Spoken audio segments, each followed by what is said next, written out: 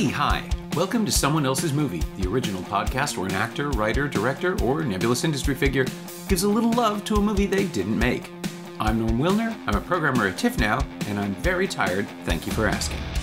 My guest this week is Luke Higginson, a Toronto filmmaker whose first feature, Relax, I'm from the Future, stars Rhys Darby as a man named Casper who insists he's arrived in 2022 to prevent a catastrophe, convincing a young woman, played by Gabrielle Graham, to help him set things right.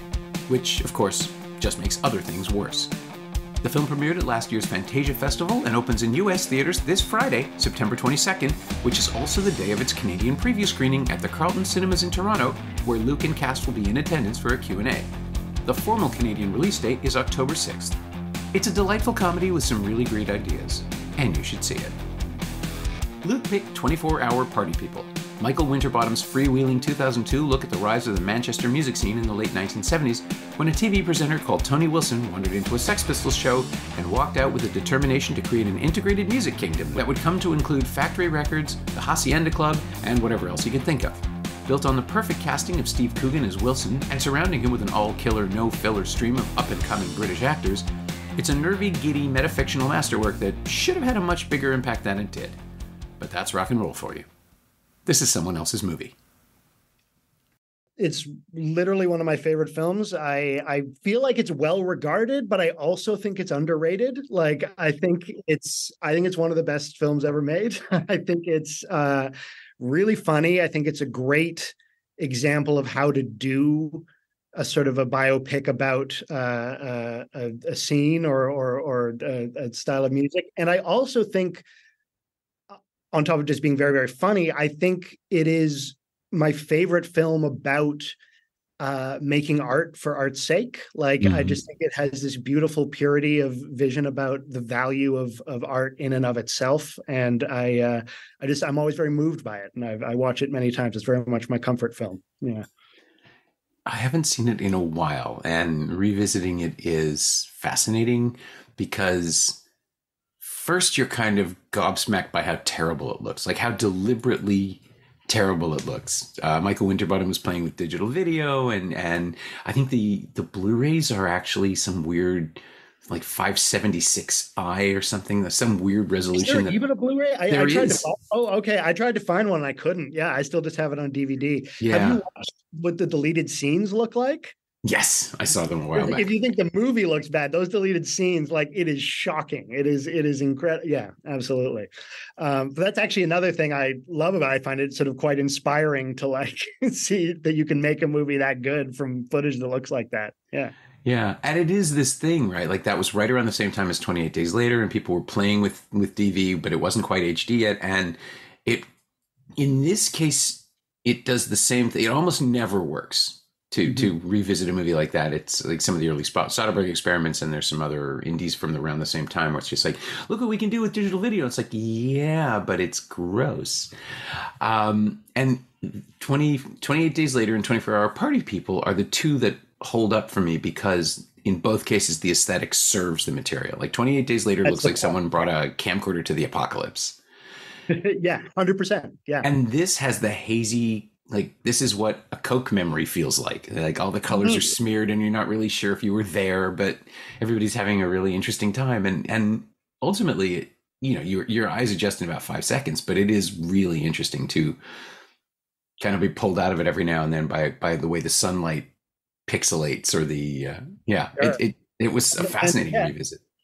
It's funny. And I also just think it works so well with the fact that, like, one of the things that I love about the film is that it very much sort of romanticizes this period in Manchester, but it's also very, very willing to show it being ugly and lame and like awkward, and like it doesn't sugarcoat it while it mythologizes it. So like you will see a scene of a show that is being presented as this sort of monumental artistic moment where there's like 6 people in the audience dancing very badly in a place that looks terrible. And it's just, that is so true to the experience of sort of going to see shows in a sort of an indie scene. And it's, I love it. I love that element of the film. Yeah.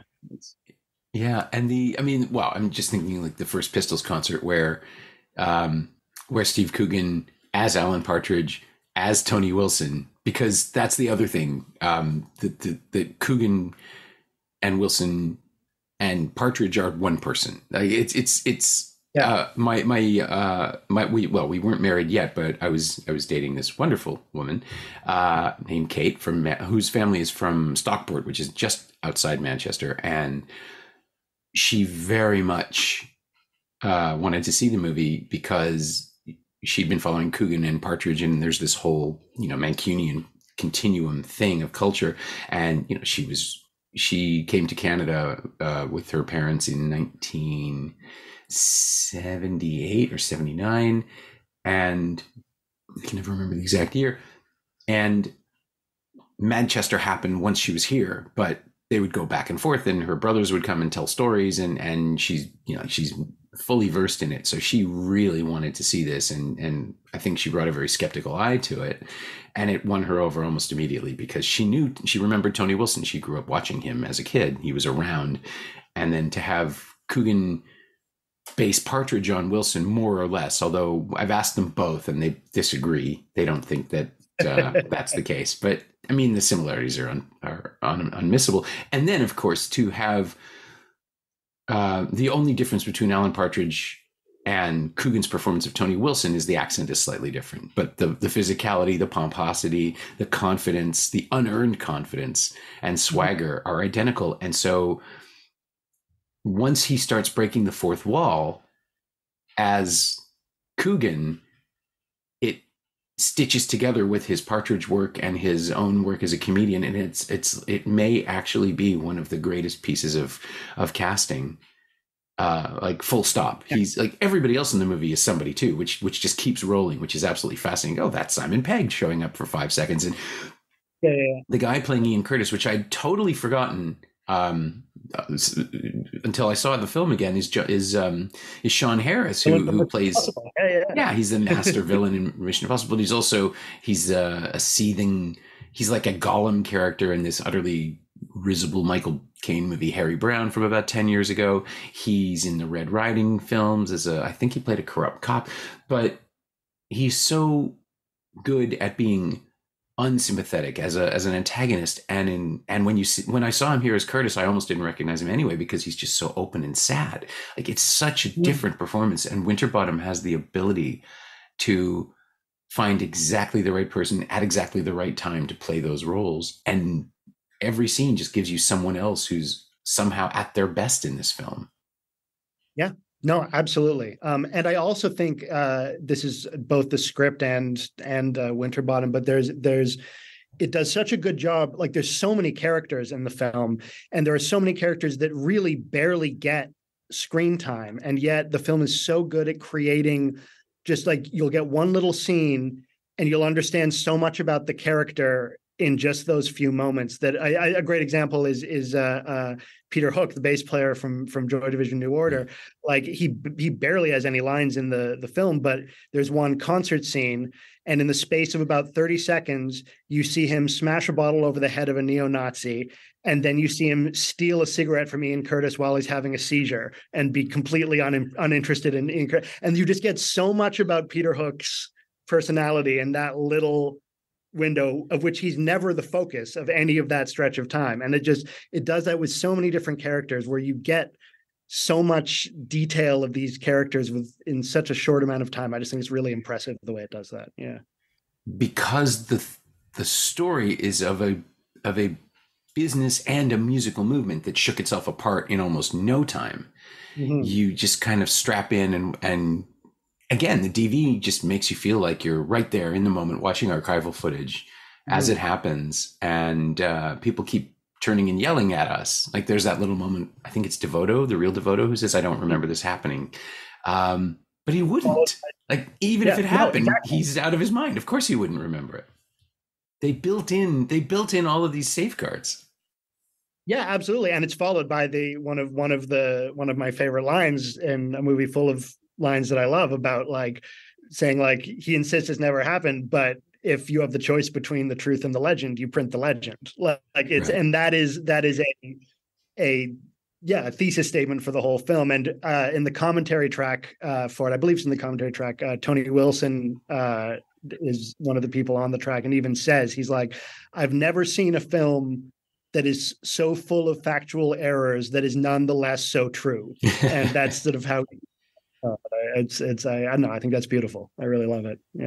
Yeah. And I will point out here that I never get autographs. I find it just, silly to bother people when you're talking to them, when you're speaking to them like a professional. But there was this one time I was quietly building an anniversary present for Kate, and it was having Winterbottom, Coogan, and Tony Wilson sign a DVD of 24 Hour Party People, because I know how much it meant to her, and I loved it. And it was just a great excuse to get them to loosen up too, in case they were not. But they were all very giving with their time. Winterbottom signed it, Coogan signed it, and just the usual, like, I think one of them said, happy anniversary, Kate, or something like that. And then Tony Wilson just signed it and wrote pack of fucking lies. Yeah.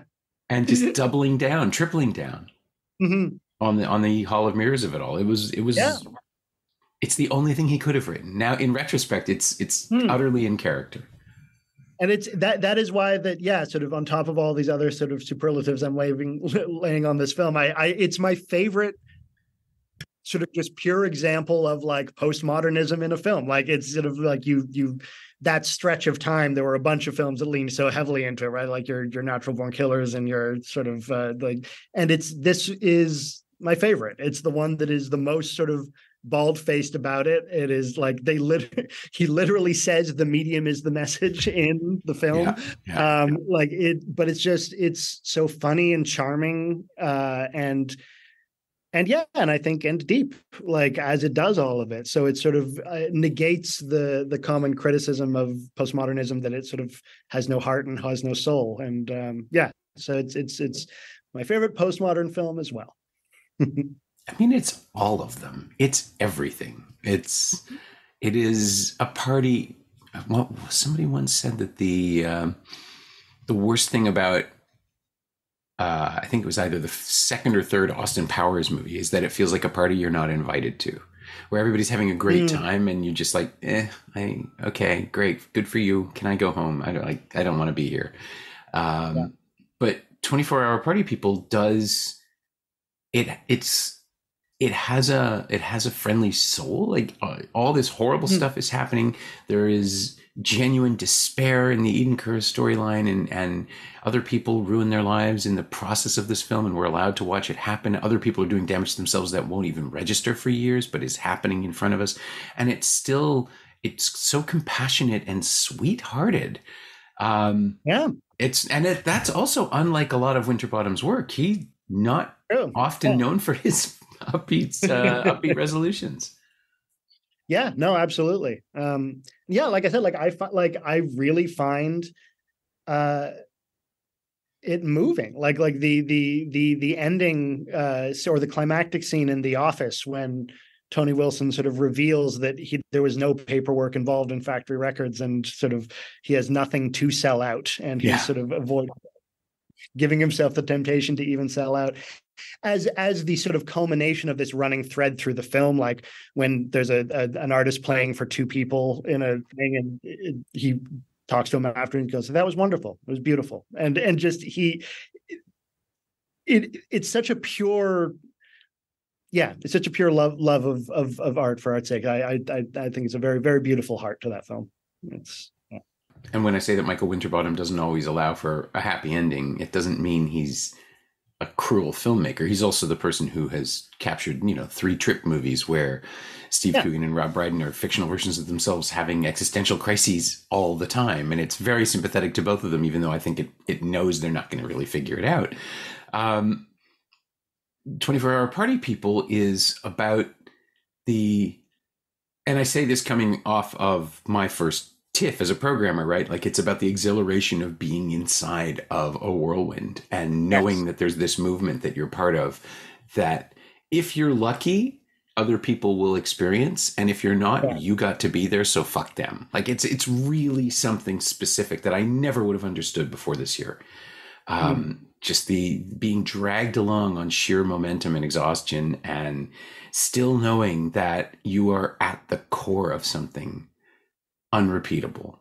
And Yeah. people make those movies all the time, right? Because it's always the first act of any artist's biopic or a Star is Born story or something like that. And a handful of them capture it, and a handful of them use it as the inciting incident and move on from there.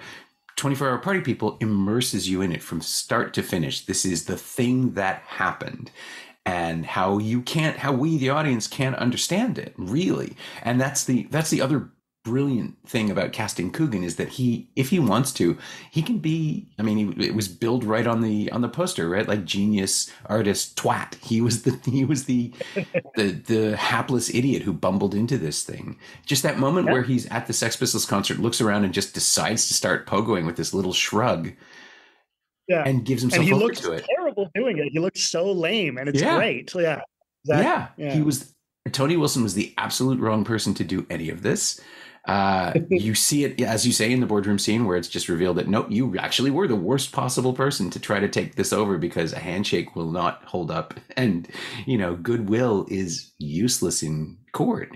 But it's, at the same time, he's the only person who could have done it, right? He was the only person who had the empty enthusiasm that would get people to do it with him.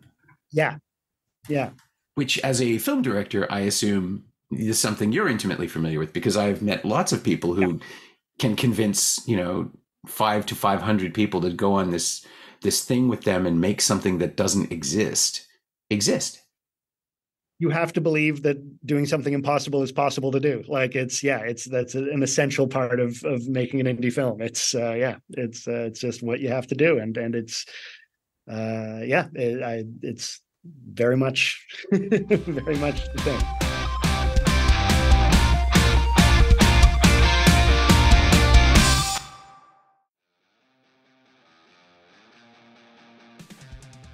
Hey, it's Norm, interrupting my own show to bring you up to speed on Shiny Things, my newsletter about physical media, culture, and the odd streaming project. I've been wrapped up in TIFF this week, but there's a lot coming, including reviews of Celine Song's wonderful debut Past Lives and last year's festival premiere, What's Love Got to Do With It? Sign up for a 14-day free trial at shiny-things.ghost.io or find a link at the Semcast Twitter account. You like reading about movies? I like writing about them. Come check it out.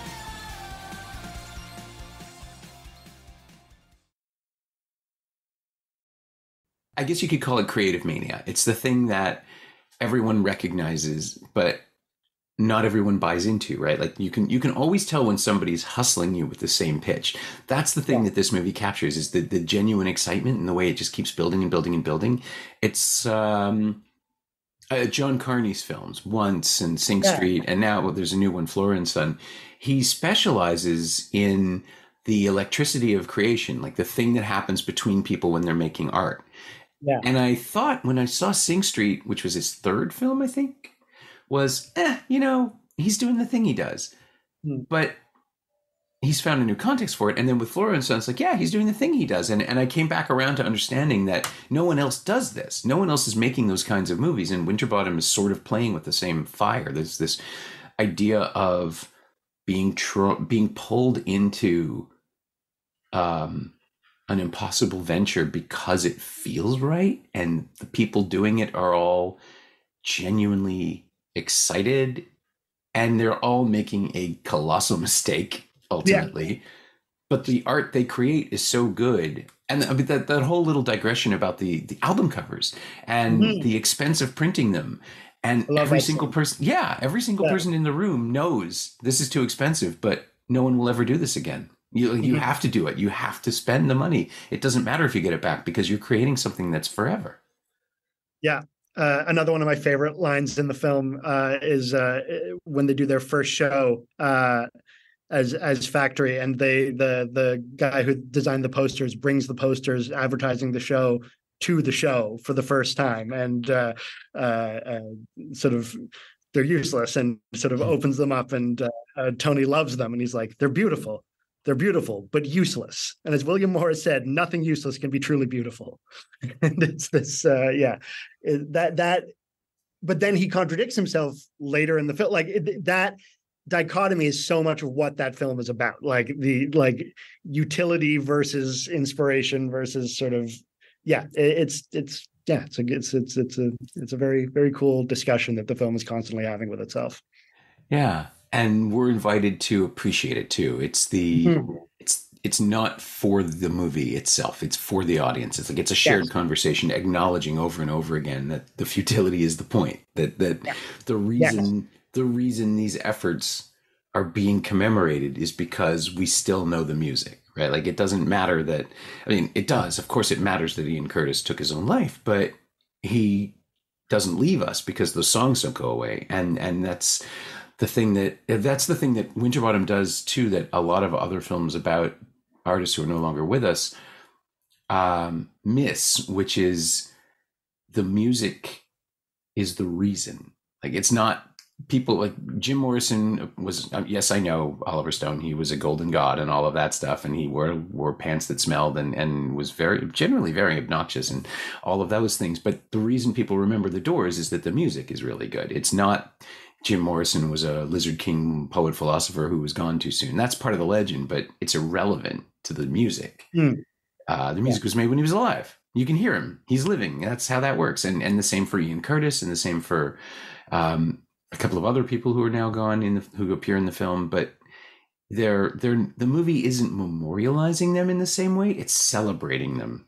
And the fact that Winterbottom and Frank Cottrell Boyce, who I can't give enough credit to, although I know there was a lot of improv in the film, that screenplay is the backbone, and the structure 100%. of it to just sort of stop still and watch Ian Curtis's last day is so smart. And it's been replicated. I've seen a couple of other movies try it and try to do the same thing with yeah, we've all been having a good time, but wait.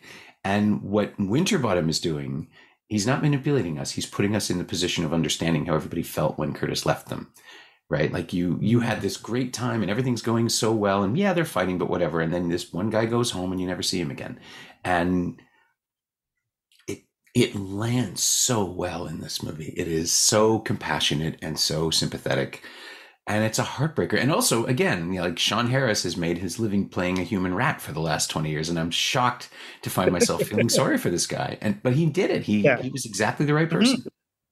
Yeah, no, he's incredible. Yeah, absolutely.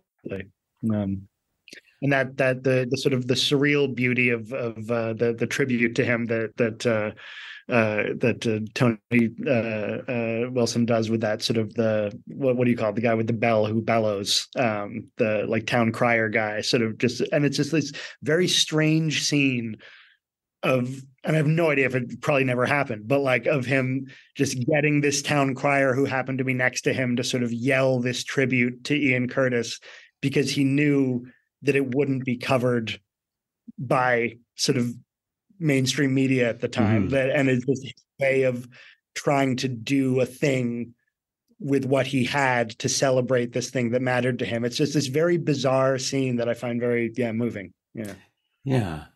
I want it to have happened. I don't know that it did, me too. But it feels right. Like it feels like it should have happened. It's a legend.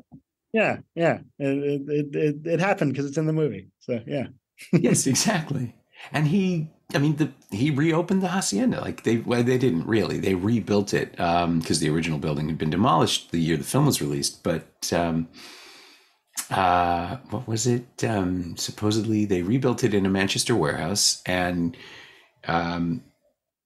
it ran as a real nightclub for a couple of nights. They actually ran it to make sure it had the right atmosphere. And New Order ran the DJ booth. And Coogan said he got goosebumps when he walked into the new space because he had performed at the Hacienda in the 80s as a comic, and said it was something like traveling through time. And it's, again, you don't do this unless you love something very, very much. And it's the same sort of folly, right? Like the foolishness of spending all this money to recreate something that looked crappy and dingy in the first place, and making it look crappy and dingy. But it's the only way to make this movie. You have to make sure everybody gets it.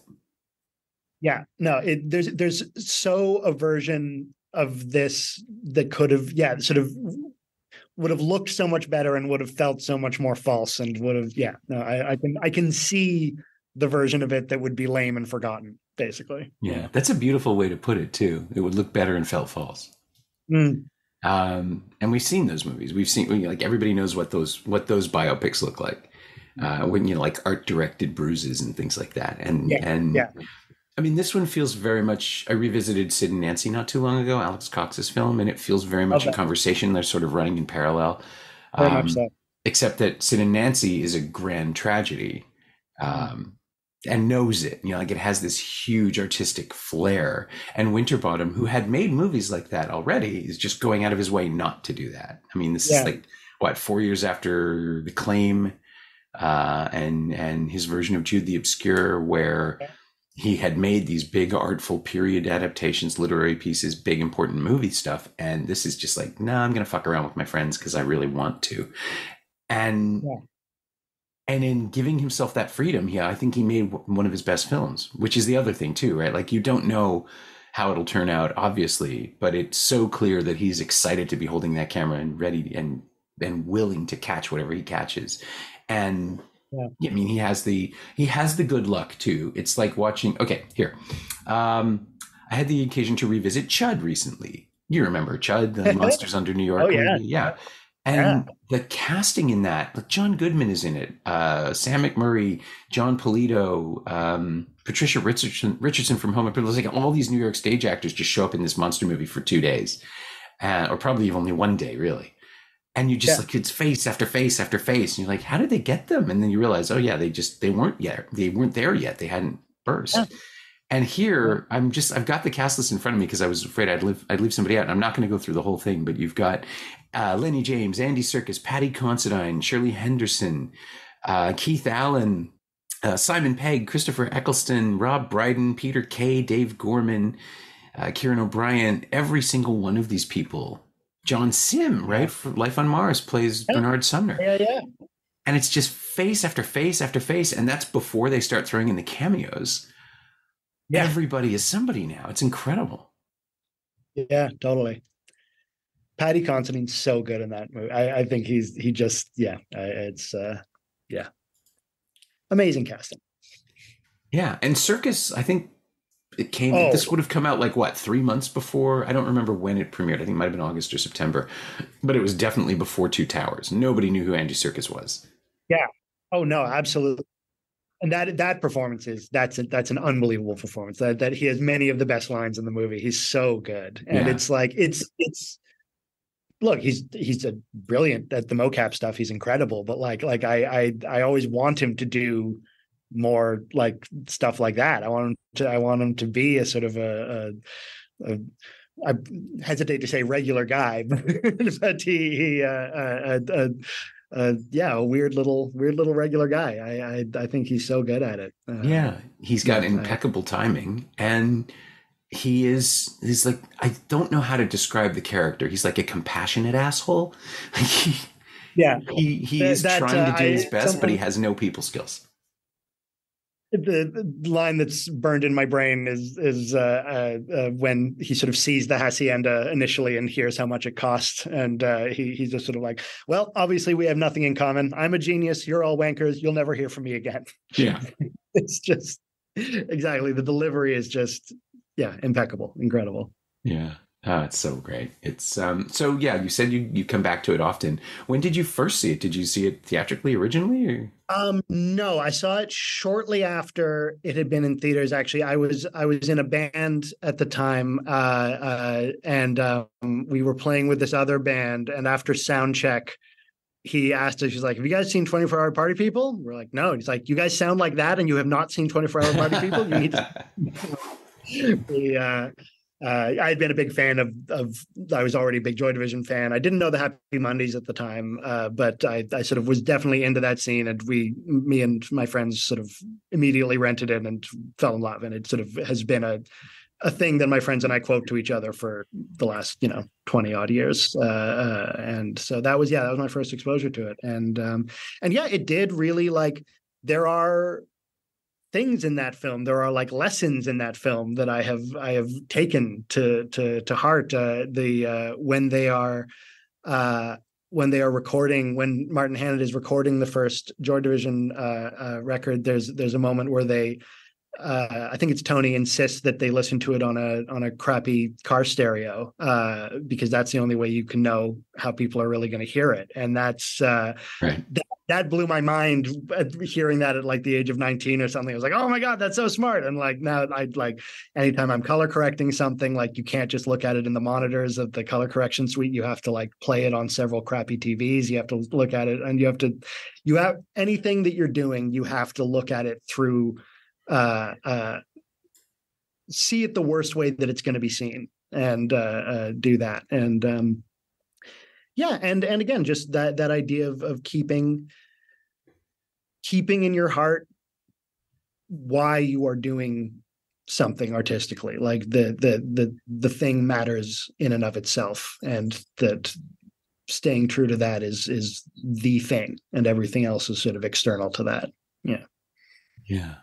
Well, and that brings us to your film too, where you have made a movie which is a time travel movie with no visual effects, like with no special effects. But it's all, well, yeah, very few. But it's all dialogue driven. It's all world building, and that requires the same sort of wild confidence in logic that 24-hour Party People has. When you picked it, it's just like, oh yeah, I kind of see it. I see the connection, because it is similarly about someone who must convince everyone else of his impossible goal, like get everybody else on board this ambitious. Well, I mean, almost. I don't even know how to explain it. It's about inviting other people into his mania, or he's right.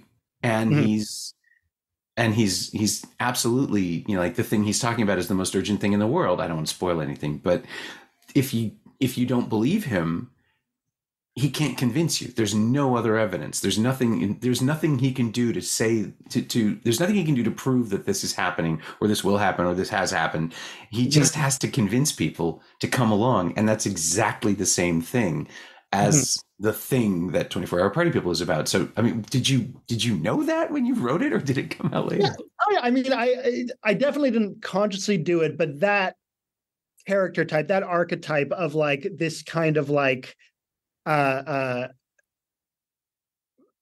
charismatic, non-malicious selfishness is something that I'm very attracted to in characters. I like someone that sort of, despite not having ill intent, kind of leaves a lot of chaos in their wake. And I love chaotic enthusiasm is something that I really like in a character. And that was definitely sort of always a part of that character. I always liked the originally this was a 5-minute short that I wrote and directed in 2013. And it was literally just based around, I thought it would be funny if there was a time traveler who like was completely unprepared and didn't have a plan, and was like, it's something you associate so much with like planning and expertise, and sort of that idea was sort of a funny idea to me. And then when I wanted to expand it into a feature, it just sort of became sort of extrapolating that into like, well, what does that say about the sort of cavalier attitude that many of us take about our own future, and what we are doing to it, and what we are not doing to make it better. And that sort of coincided with some existential crises of my own around 2016 era, and just working through all of that stuff. Writing the script is very much sort of the soul of the movie. Is very much sort of what I was working through making it, and trying to laugh at it, and trying to laugh at myself a little bit. Yeah. Existential crisis in 2016. I can't imagine why. Right? Unrelatable. Yeah, totally. Sure, yeah. Sure. Well, how long did it take to write the script? Because it is really, really intricate. I mean, it felt like you needed a flowchart or two to get it going. I probably should have had a flowchart, but no, it was a long time, but there were also long stretches of it not being touched. Like I definitely like. I spent about a year after the short film played TIFF, sort of playing with it, and at that point, it was almost like sort of before sunrise with a time traveler. It was really like one night, couple of people talking kind of thing, and it was bad. It wasn't good, and I sort of realized it wasn't good at a certain point and put it back in a drawer. And then, yeah, when I was sort of dealing with some stuff a few years later, it became a thing, an outlet that I could push through. So I'd say like combined a few years, but like over the course of 8, basically. Yeah, then it sort of finally congealed into something that felt right. But no, I actually was very disorganized in the way I wrote it. It was very much, I was sort of vomiting stuff onto the page and then reading it back and like, does that make sense? All right, there we go. And it's sort of, the emotional truth of it was more important to me than the technical details. And then I sort of made the technical details work once I had the emotional core that I was interested in. Yeah. Well, that makes sense. And then I think we may have even already touched on it, but to that end, I mean, would you say that there was anything from 24 Hour People, from 24 Hour Party People that you deliberately lifted, borrowed, stole? Is there some specific line or reference that you squeezed in there? Because it feels like there's a bunch of stuff flying around, but I couldn't really put my finger on it. Yeah, I mean, certainly the there's a lot of the soundtrack is mostly punk music. It's sort of Toronto punk music. That's all the songs on that thing, and that's sort of that musical backbone to it is definitely a thing I had in mind. But I would say also on a technical level, I don't know how much of the stylistic choice in 24 Hour Party People were planned from the script stage and how much of it was him screwing around in the editing room and how much of it was improvising on set. But there was definitely, we had Rhys Darby, my star, for 15 shooting days, which is not a lot of time. And he's in basically every scene in the movie. And we had to move very quickly. And you have to make compromises in terms of how you're going to do, what you're going to do. And the knowledge that this sort of freedom to play around with things like the form and to be less precious about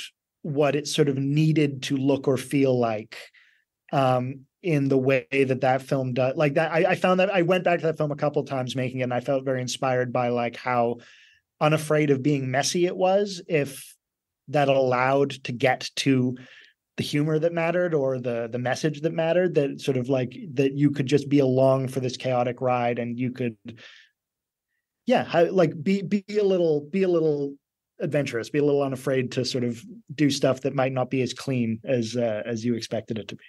Yeah. And Darby is, I have followed him for a while. I mean, obviously for Concords, but even in the other things that he did around the same time.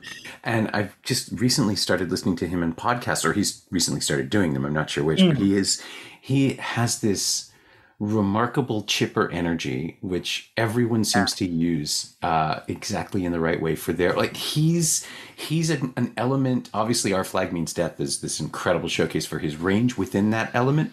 But the thing he does, again, it's like Coogan. No one else does it the way he does. And it's just really original. Great. Yeah.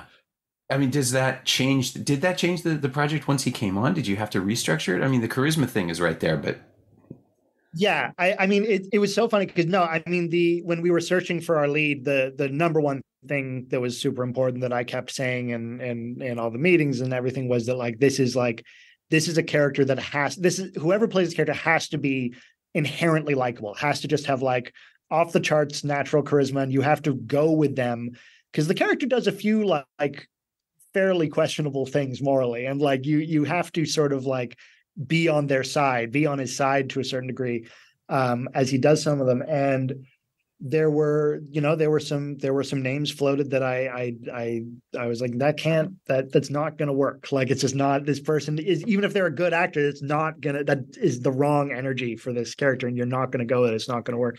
Right. And when his name was floated, it honestly, he had not initially occurred to me, even though I had been a fan since Concords, and just, it immediately made so much sense. And when his manager, we were able to get the script in the hands of his manager, and his manager said, this feels like it was written for him. And it wasn't, but it just, as soon, like literally we all talked about the fact that as soon as his name came up, we started reading the script, we're like, we can hear his voice saying these lines. Like it just seemed to fit. And I will be forever grateful that he felt the same when he read the script. And it was really, really pretty magical. Yeah. It was. Yeah, I mean, I admit the moment he showed up, well, the moment the film showed up and I heard about what it was and that he was the lead, I was like, oh yeah, of course, I can't wait to see this. And and it's great. It's so much fun. It's so much goofy fun while still having that core of something real that I guess needs to be protected, right? I mean, that's the whole point of the film. But the idea that you made a movie about that, in concert with all the other stuff that it's about, it's lovely. And again, this is the thing I'm seeing now more and more. People are using a language of genre to tell non-genre stories. I mean, it's the sort of the reversal of the metaphor thing where, movies like The Stuff and Chud and what was the other one I was thinking about just recently? The Hidden, like the 80s genre pictures that were made under the veil of studios or the home video boom, is like they weren't really paying too much attention to the programmers. It's just like here's X number of dollars, make a movie about this thing, and then the filmmakers went off and like Larry Cohen went off and did whatever the hell he wanted. And New World Pictures thought, oh, I thought you were going to give us a monster movie about yogurt. It's like, I did, but there's some other stuff going on. Yeah. And it's about like the Reagan rollback of environmental protections and the FDA being kneecapped and all the other stuff. And it's also about corporate espionage and Michael Moriarty having the time of his life as this doofus investigator, but also killer yogurt. Like it's in there. It's all in there. Yeah. But it's not about the thing that it's about. And now we're seeing films that use the language of genre to tell real stories that are sort of genre adjacent, where like in this film, there's no hint, there's no proof. There's no objective proof that we don't see him arrive in a bubble of lightning or any of the other stuff that you expect from time travel movies. It's just a guy who has a story. And everybody else has to go along with him. Mm-hmm. But we know what kind of movie we're seeing, so it can be really fun. Yeah. Thank you. Oh, no, you're welcome. I'm not looking for a larger comment or anything. I think it's wonderful that we're in a place now where you can say it's about this and not in any other direction, and just do like a sort of a realistic time travel movie about the here and now and what that means. No, it is my favorite way of telling stories. I like it very much. Yeah. My thanks to Luke Higginson, whose first feature, Relax, I'm from the Future, opens in U.S. theaters this Friday, September 22nd. There's also a Canadian preview screening at the Carlton Cinemas in Toronto on that day, and Luke and some of the cast will be there. The full Canadian release starts October 6th. Thanks also to Ali Lemaire Shedden. She knows what she did. You can find Luke on Twitter at LukeCutsVideo, all one word, and you can find 24-Hour Party People streaming on Hoopla and Tubi in the US and Canada, and on Prime Video and Canopy in the US as well. It's also available to rent or buy on various VOD services. You can find me on Twitter for a little while longer at Norm Wilner, and you can find this podcast there at Semcast, S-E-M-Cast, and on the web at someoneelsesmovie.com. The first year of the show is still available for just $20 at payhip.com/Semcast. That's the first 52 episodes of Someone Else's Movie, 44 of which aren't currently available anywhere else. And check out my newsletter, Shiny Things, at shiny-things.ghost.io. I think you'll enjoy it. Our theme song is by The Last Year. If you like it, or this show in general, please say so. Leave a review wherever you've been listening. Every little bit helps. It truly does. And check out the other shows on the Frequency Podcast Network while you're doing that. Stay safe, watch movies, wear a mask if you go out, get your booster when you can. I'll see you next week.